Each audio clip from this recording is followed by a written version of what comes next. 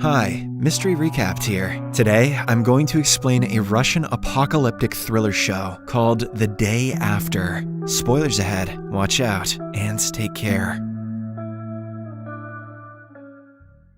The show opens up with an advertisement mentioning that humans should be given a second chance. It then talks about a pharmaceutical company called Pinnacle Corporation that is apparently helping the world become a better place. Following this, the scene shifts to an underground bunker-like place where a bunch of people are lying on the floor. Soon, two of them, Irina and Pasha, wake up. They have no recollection of the past or how they ended up there. To make the situation more creepy, they find other unconscious humans lying around the place. Terrified, Irina and Pasha try to find a way out of the place, but to no avail. Suddenly, the other humans also regain consciousness. Even they have no idea how they ended up here. That must have been one hell of a New Year's party. While trying to locate a way out of the place, two other people, Natasha and Sasha, enter the bathroom and find a guy hiding inside. He introduces himself as Nerd and starts laughing like a maniac, saying they are going to die soon. Shortly after, a fierce young man, Valera, asks all 11 people to gather around and try to remember the moments just before their kidnapping. Natasha mentions that she was having a normal day with her family and friends. The very next thing she remembers is waking up in this desolate place. As the discussion goes on, Nerd notices a camera in the room and tells everyone that they are being watched. Elsewhere, in the busy streets, an old man, Mr. Randomsky, can be seen speaking over the phone with someone, asking them to leave the city as soon as possible. Later, he receives a call from a random number, informing him that his daughter has been kidnapped and is in danger. Randomsky is then asked to arrive in the lab within an hour if he wants to see his daughter alive. Having no other choice, he agrees. Back in the underground bunker, Sasha and Irina find some old photographs of doctors and deduce that the place used to be a research lab, or probably an operation theater, or maybe a place for sex parties. At the same time, Pasha, Nerd, and another guy, Mitya, enter the cold storage room and find a lot of powdered food there. This makes Mitya realize that whoever brought them here is planning on keeping them for a long time. However, Nerd, being a pessimist, asserts that the food is being poisoned. To test the theory, Mitya brings the food to the other room and places it on the table. Valera immediately picks it up and starts eating it. When Mitya sees that the food is showing no side effects on Valera, he too joins in and starts eating some corn puffs. Meanwhile, Sasha and Irina are searching for the operation theater, and it looks like they have found it. They open a hidden door, and inside, find an operation bed with some tools and belongings of a child nearby. Irina, who seems to be a surgeon, immediately recognizes the tools and informs the others that they are used to amputate body parts. After a while, everyone leaves the room, but Nerd, along with a mischievous guy, Xenia, continue their investigation. Nerd tries to smell a suspicious powder from the table, but Xenia blows on it and sprays the powder all over Nerd's face. This suffocates the latter, causing him to cough profusely. To make the situation worse, Xenia walks out of the room and closes the door, trapping Nerd inside. Fortunately, Irina and Natasha arrive just in time and open the door. At this point, Nerd is coughing up blood and suffocating horribly. Seeing his condition, all of them are terrified and start blaming the mischievous Xenia. Elsewhere, as Radomski is being taken away in a van, he suddenly attacks the guards, resulting in a minor brawl. During the commotion, an important vial kept inside a box rolls over and falls into a hole. Then it collides with a fan and breaks. The contents of the vial start flowing until it reaches a railway station where a lot of people are waiting for their train to arrive. Surprisingly, all of them start losing their senses and fall to the ground one by one. In the next scene, a news channel reports that an unknown substance has been spilled at a station, causing thousands of people to suffer from symptoms like high fever and poor eyesight. It also mentions that the mortality rate of the disease is high and that the government is trying its best to keep it under control. Meanwhile, inside the Pinnacle Corporation headquarters, an employee enters the CEO, Mr. Glotov's office and informs him about the escape of Randomsky. He also mentions that the virus inside the vial they were after has been destroyed and people around the city are suffering from it. Enraged, Glotov yells at the employee and asks him to find Randomsky at any cost. He also mentions that the information about their secret project Clayton should not get leaked. Furthermore, no one should know about the Pinnacle Corporation, which experiments on genetic mutations and ravages the city with viruses. Elsewhere, Sasha continues searching around the bunker and finds some photographs where the doctors are wearing aprons containing the logo of the Pinnacle Corporation. Seeing this, he immediately calls the others to the room and tries to make them understand that they are being trapped by Pinnacle for some reason. Sasha also talks about Project Clayton, which he found while he and his team team tried to hack the main servers of the Corp. Sadly, none of them believe in his words and walk away. What reason could they possibly have not to believe him?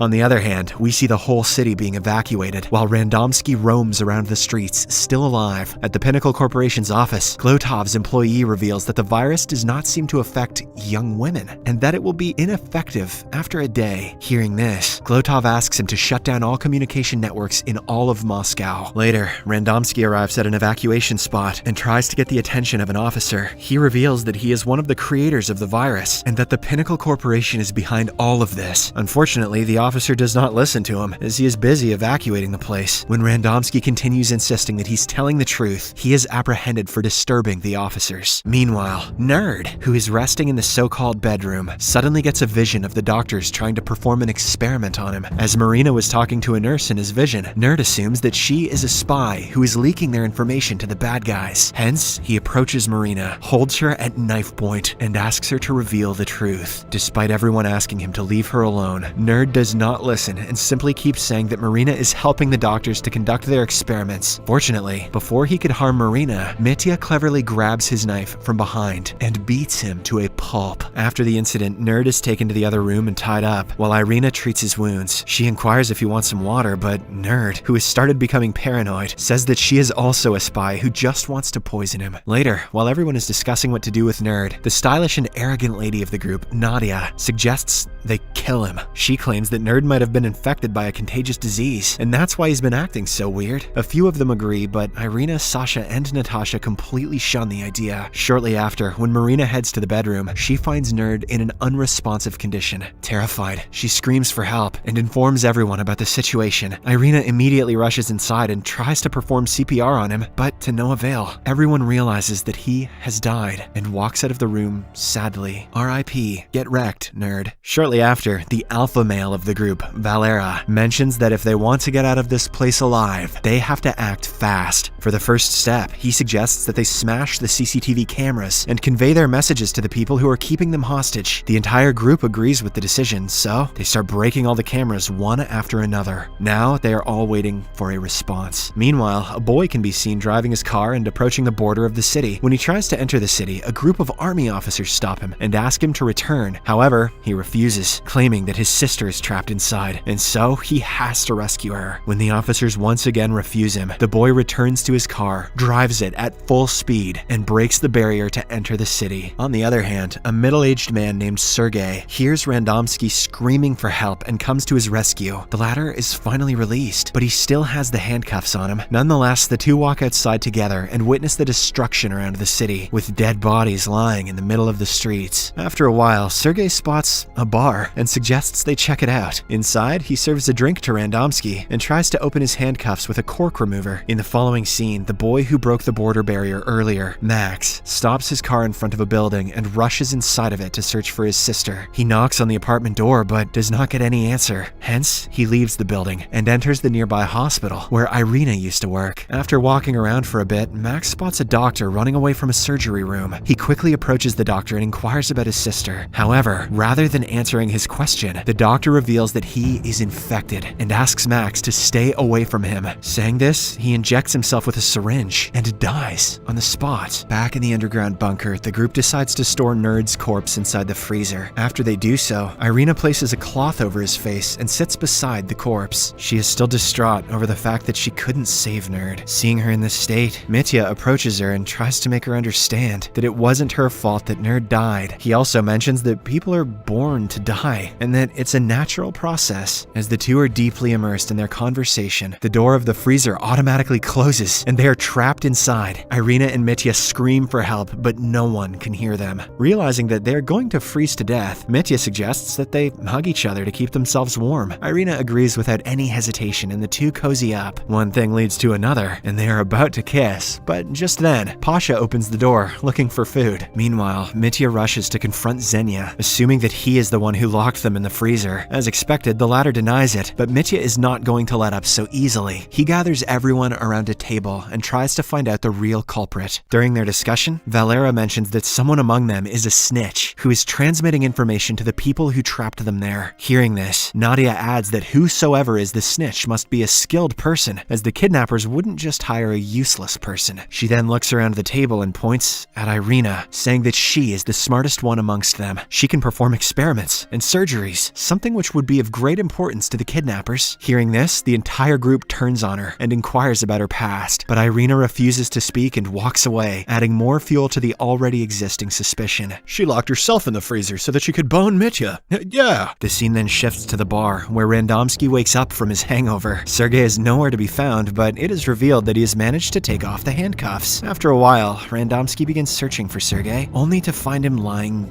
dead in the kitchen. It turns out he was already infected with the virus. Back in the underground bunker, Mitya confronts Nadia inside the bathroom and asks for some narcotics. When she refuses to have any, he grabs her by the neck and kisses her. Following this, the two start undressing and get intimate, unbeknownst to the fact that Xenia is filming all of this, hiding inside one of the toilets. Later, while everyone is busy discussing, Nadia arrives there wearing a towel and attacks Xenia, suspecting that he is the one who turned off the shower. Right then, Natasha emerges from the other room and informs everyone that there is no water in the bunker. Even the freezer has been turned off. Terrified, they quickly collect the remaining bottles of water and walk out of the freezer. Elsewhere, we see a group of high-ranking officials discussing the city situation. They are regretting the fact that they handed over their top-secret project, Clayton, to Glotov. Back at the bunker, the group gathers around the table and tries to ration the remaining bottles of water. However, Valera becomes aggressive and tells everyone that from now on, he will be in charge of the food and water supplies. As everyone there stares at him in anger, Pasha concludes that they are getting punished for smashing the cameras. That can't be it. How would they even know that they smashed the cameras?